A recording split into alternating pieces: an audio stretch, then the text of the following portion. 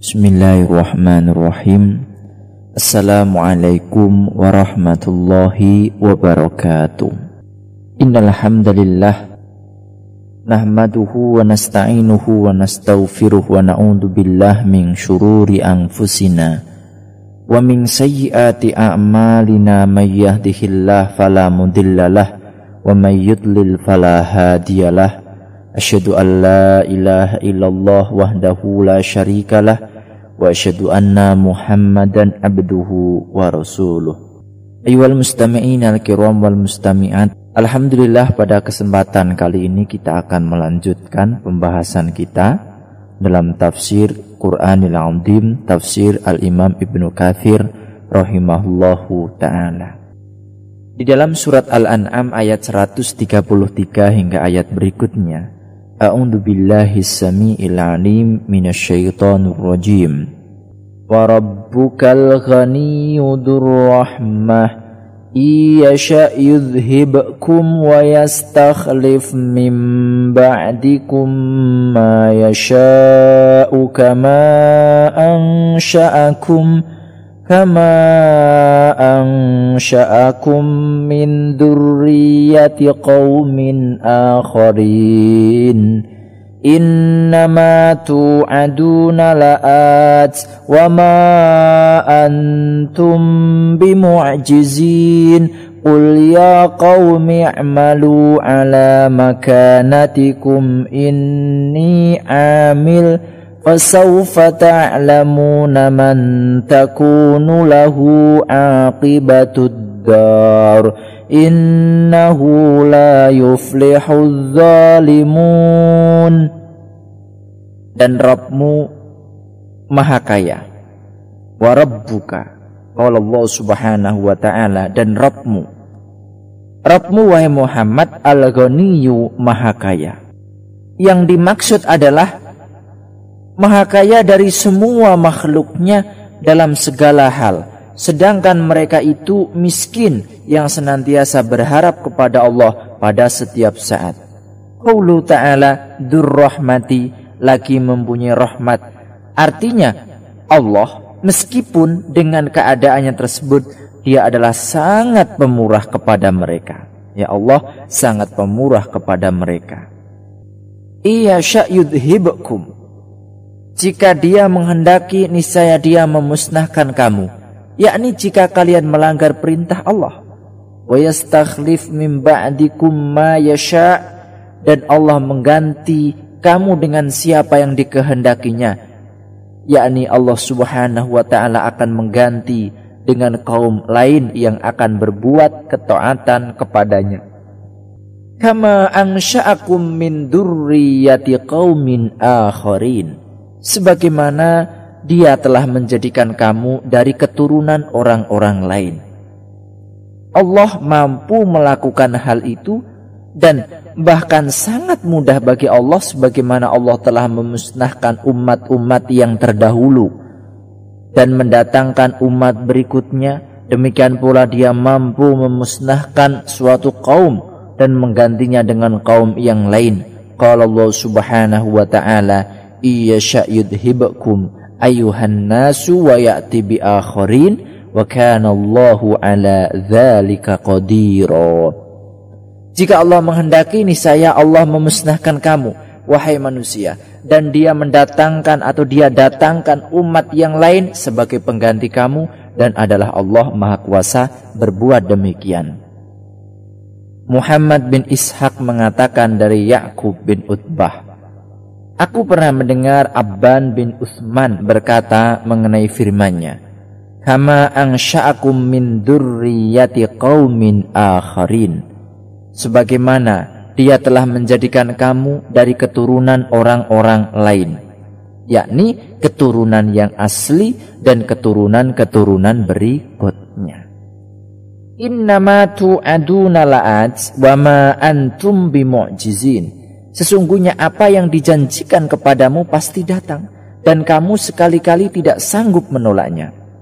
Beritahukanlah kepada mereka wahai Muhammad, beritahukanlah kepada mereka bahwa apa yang telah dijanjikan mengenai kehidupan akhirat pasti akan terjadi, wa ma antum bimu'jizin, dan kamu sekali-kali tidak sanggup menolaknya.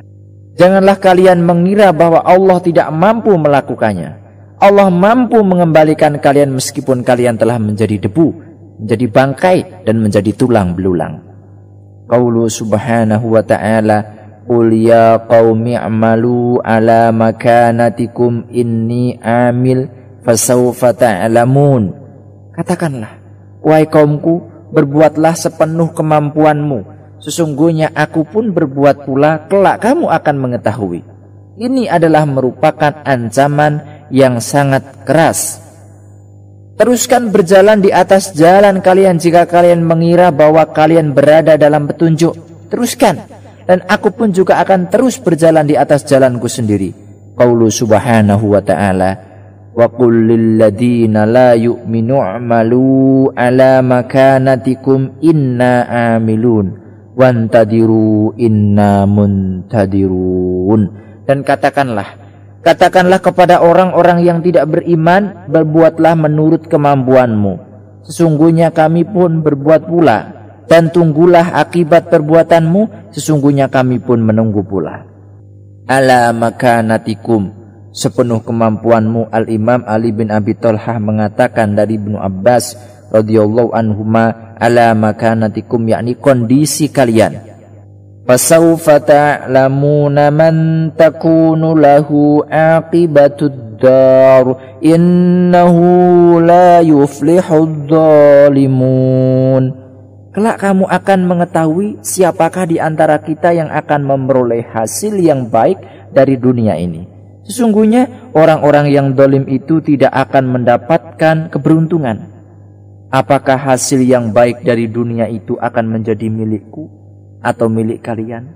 Allah sendiri telah merealisasikan janjinya bagi Rasulnya Muhammad sallallahu alaihi wasallam, di mana Allah Ta'ala telah menjadikannya berkuasa di beberapa daerah atau negeri dan menjadikannya sebagai penentu keputusan di tengah-tengah para penentangnya.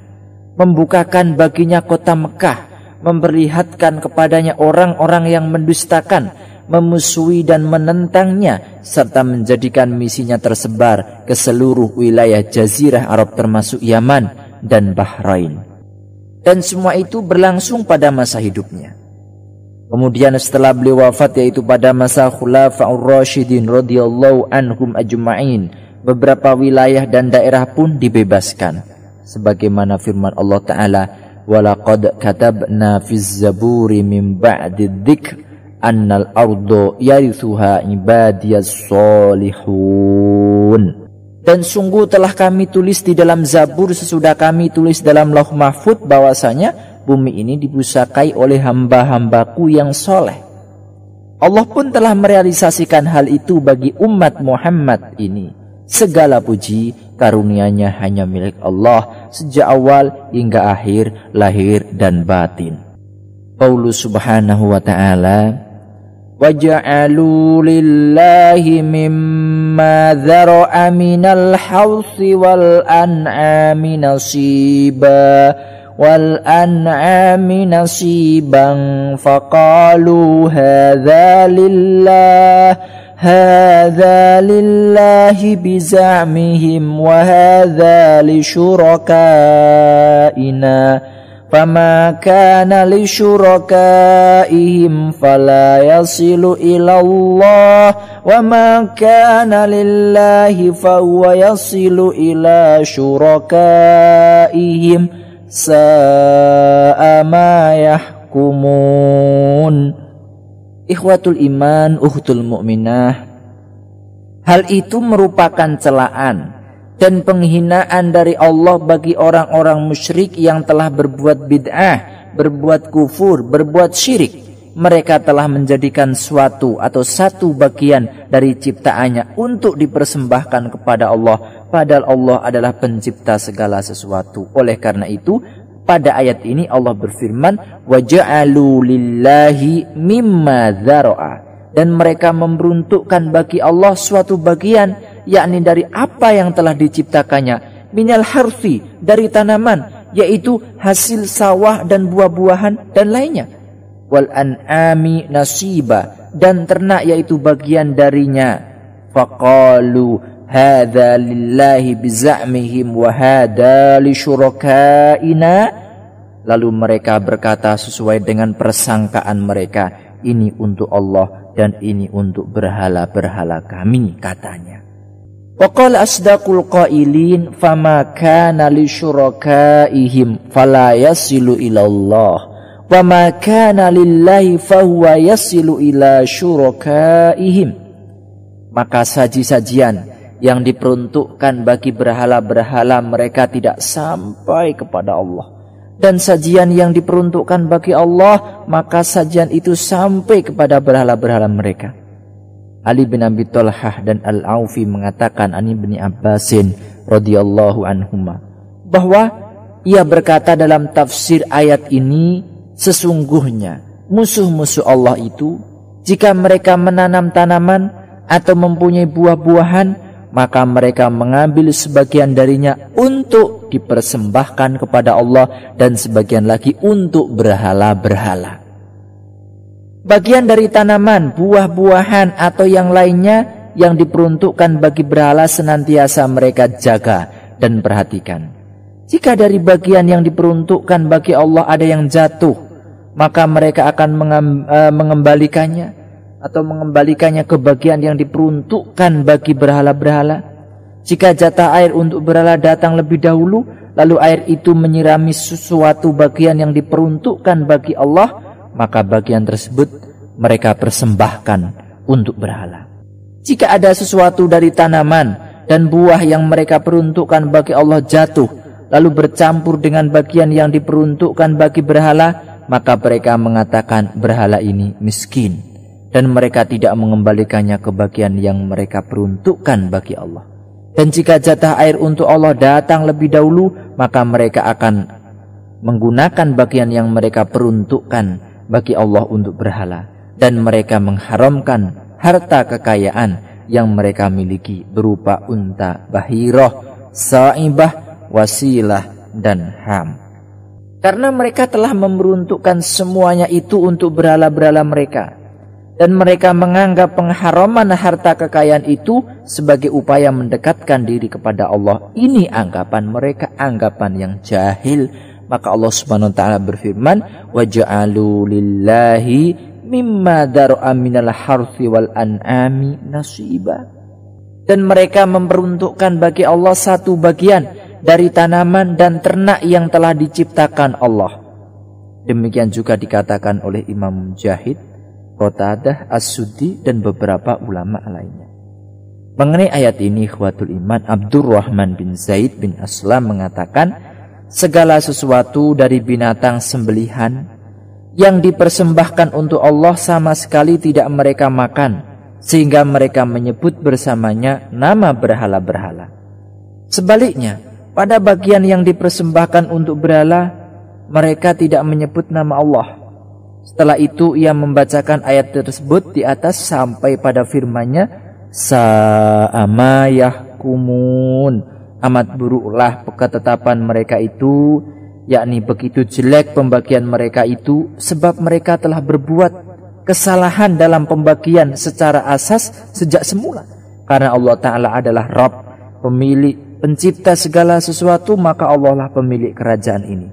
Segala sesuatu adalah miliknya, dan semua berada dalam kendali, kekuasaan, dan kehendaknya, di mana tidak ada ilah yang berhak untuk diibadahi, dan tidak ada pula Rabb selain Allah Subhanahu wa ta'ala. Mustami'in al-kiram wal mustami'at dimanapun Anda berada. Ayat yang berikutnya, wa kadzalika zayyana likatsirin minal musyrikina qatla auladihim syuraka'uhum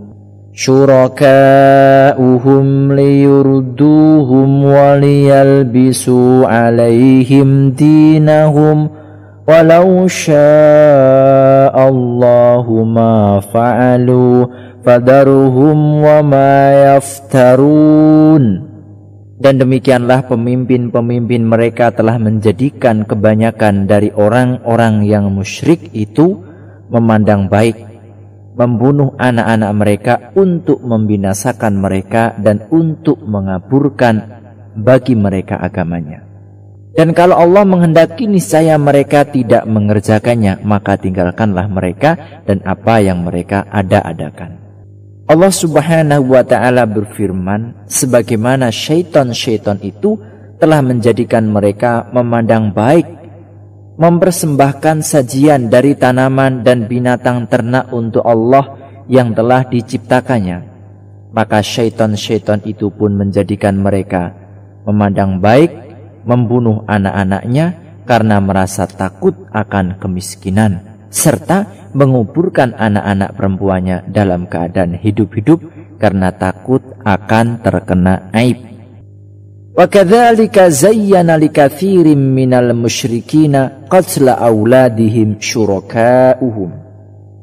Dan demikianlah pemimpin-pemimpin mereka telah menjadikan kebanyakan dari orang-orang musyrik itu memandang baik membunuh anak-anak mereka. Mengenai ayat ini, Ali bin Abi Thalhah mengatakan dari Ibnu Abbas, para pemimpin mereka itu telah menjadikan mereka memandang baik membunuh anak-anaknya. Imam Mujahid mengatakan syuraka'uhum adalah syayatinuhum, yakni syaitan-syaitan mereka yang memerintahkan mereka membunuh anak-anaknya karena takut miskin. Imam As-Suddi mengatakan syaitan telah memerintahkan mereka untuk membunuh anak-anak perempuan mereka, baik karena untuk membinasakan mereka maupun untuk mengaburkan agama mereka, sehingga mereka bingung dan pemahaman mereka terhadap agama pun kabur. Hal senada juga dikatakan oleh Abdurrahman bin Zaid bin Aslam dan Al-Imam Qatadah.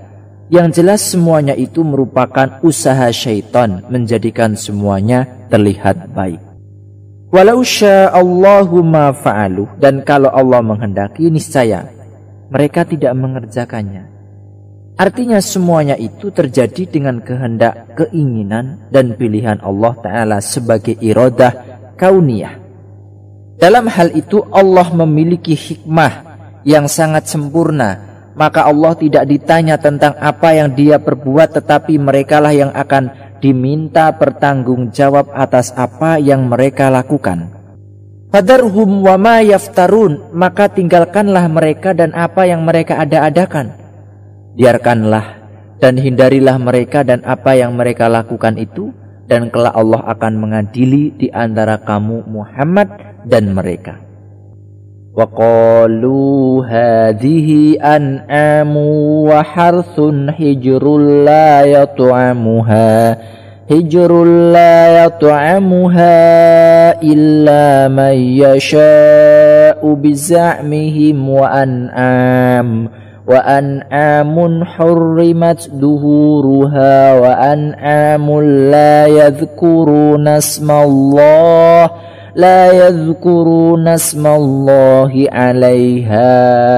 alaiha iftira'an alaih sayajzihim bima kanu yaftarun.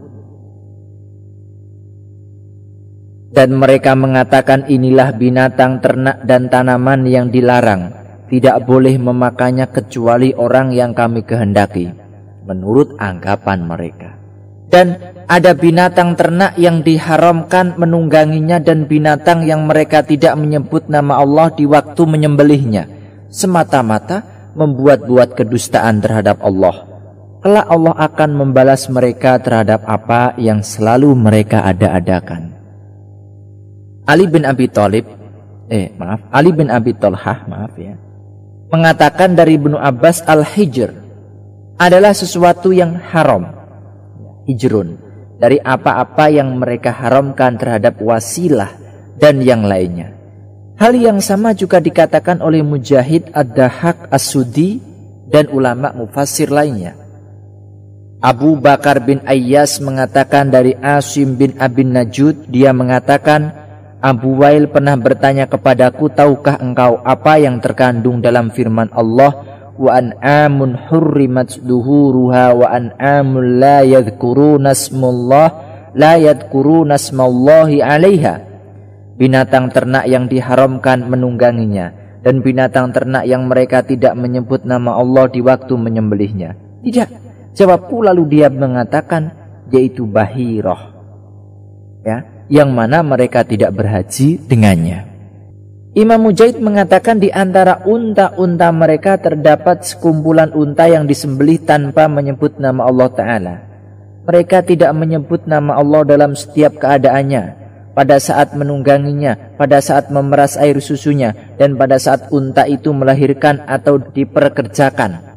Iftaro'an alaih, semata-mata membuat-buat kedustaan terhadapnya, yaitu kepada Allah. Dan kedustaan mereka adalah apa yang mereka lakukan tersebut benar-benar bersandar pada agama dan syariat Allah, padahal mereka sama sekali tidak diperbolehkan dan tidak diridhoi melakukan hal tersebut. Saya jazihim bima kanu yaftarun, kelak Allah akan membalas mereka terhadap apa yang selalu mereka ada-adakan. وَقَالُوا مَا فِي بُطُونِ هَذِهِ الْأَنْعَامِ خَالِصَةٌ لِذُكُورِنَا وَمُحَرَّمٌ عَلَى أَزْوَاجِنَا وَإِنْ يَكُنْ مَيْتَةً فَهُمْ فِيهِ شُرَكَاءُ سَيَجْزِيهِمْ وَصْفَهُمْ إِنَّهُ حَكِيمٌ عَلِيمٌ. Qaulu ta'ala wa qalu ma fi butuni hadhil an'ami khalisatul lidukurina, dan mereka mengatakan apa yang ada di dalam perut binatang ternak ini adalah khusus untuk pria kami. Menurut Ibnu Abbas, yaitu air susu yang mereka haramkan bagi kaum wanita hanya diperbolehkan bagi kaum laki-lakinya. Jika seekor domba melahirkan domba jantan, mereka menyembelihnya dan hanya diperuntukkan bagi orang laki-laki. Tetapi jika domba itu melahirkan domba betina, mereka membiarkan dan tidak menyembelihnya. Dan jika melahirkan domba dalam keadaan mati, masing-masing dari kaum laki-laki dan wanitanya boleh memakannya. Maka Allah Ta'ala melarang perbuatan tersebut. Hal senada juga dikatakan oleh Al-Imam As-Suddi. Asy-Sya'bi mengatakan air susu unta bahirah tidak boleh diminum melainkan oleh orang laki-laki saja. Jika unta bahirah itu melahirkan anak yang berada dalam keadaan mati, maka baik laki-laki maupun perempuan boleh memakannya. Dan Mujahid mengatakan binatang itu adalah sa'ibah dan bahirah. Mengenai firman-Nya, saya jazihim wasfahum, kelak Allah akan membalas mereka terhadap ketetapan mereka. Abul Aliyah Mujahid mengatakan yaitu perkataan dusta mereka dalam hal tersebut. Sesungguhnya Allah Ta'ala itu hakimun, maha bijaksana dalam perbuatan, firman, hukum, dan ketetapannya. Alimun, maha mengetahui atas semua perbuatan hamba-hambanya, baik itu perbuatan baik maupun jahat. Dan kelak Allah akan memberikan balasan yang setimpal atas perbuatan itu. Bahirah adalah unta betina yang beranak 5 kali dan anak yang kelima itu jantan. Lalu unta betina itu dibelah telinganya, dilepaskan, tidak boleh ditunggangi, dan tidak boleh diambil air susunya. Ini bahirah. Nah, so'ibah adalah unta betina yang dibiarkan pergi kemana saja lantaran suatu nadar. Seperti misalnya ketika seorang Arab jahiliyah akan melakukan sesuatu atau perjalanan yang berat, maka ia biasa bernadar akan menjadikan untanya so'ibah jika berhasil dan selamat dalam perjalanannya. Qad khasiral ladina qatalu auladahum safaham bighairi ilmi wa harramu ma razaqahumullah iftira'an 'ala Allah qad dallu wa ma kanu muhtadin. Allah Ta'ala berfirman bahwa orang yang mengerjakan hal-hal tersebut benar-benar merugi, baik di dunia maupun akhirat. Di dunia mereka rugi karena telah kehilangan anak-anak mereka yang mereka bunuh, serta mempersempit diri dari harta kekayaan yang mereka miliki, di mana mereka mengharamkan beberapa hal yang mereka ada-adakan sendiri. Adapun kerugian mereka di akhirat adalah mereka akan ditempatkan di tempat yang paling hina karena kedustaan dan mengada-ada terhadap Allah Ta'ala. Dalam menafsirkan ayat ini, Al-Hafidz Abu Bakar bin Mardawah mengatakan dari Ibnu Abbas radhiyallahu anhuma mengatakan, jika ada atau Anda ya, jika Anda ingin mengetahui kebodohan orang-orang Arab jahiliyah, maka bacalah surat Al-An'am setelah ayat ke-130. Qad khasiral ladina qatalu auladahum sufaha'an bighairi ilm wa harramu ma razaqahumullahu iftira'an 'ala Allah qad dallu wa ma kanu muhtadin. Sesungguhnya rugilah orang yang membunuh anak-anak mereka karena kebodohan lagi tidak mengetahui. Dan mereka mengharamkan apa yang telah Allah rizkikan kepada mereka dengan semata-mata mengada-ada terhadap Allah. Sesungguhnya mereka telah sesat dan tidaklah mereka mendapat petunjuk. Demikian pula yang diriwayatkan Imam Bukhari sendiri dari kitab Manaqibul Quraisy dalam sahihnya. Wallahu ta'ala a'lamu bis-shawab. Subhanakallahumma wa bihamdika asyhadu an la ilaha illa anta astaghfiruka wa atubu ilaik. Wa sallallahu ala Muhammadin wa ala alihi wa sahbihi wa sallam. Wassalamualaikum warahmatullahi wabarakatuh.